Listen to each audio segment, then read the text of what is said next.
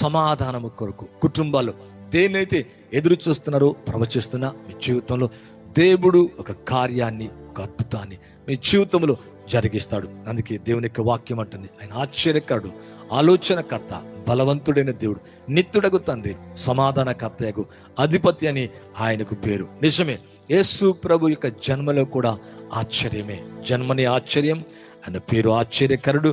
మరి మీ జీవితంలో కూడా మరి అటువంటి ఆశ్చర్యమైన కార్యాలు జరిగించి మీ జీవితాల్లో ఉన్న దుఃఖాన్ని తొలగించి మీకు సంతోషాన్ని, ఆనందాన్ని కలగచ్చేనుగాక. మీ భయాలన్నీ తొలగించునుగాక.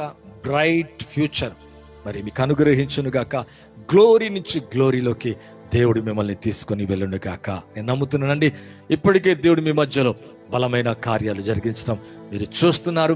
మీకు పరిచర్య ద్వారా మీ జీవితంలో అనేకమైన కార్యాలు జరగటం మీరు నిశ్చయంగా చూస్తారు. దేవుడు మిమ్మల్ని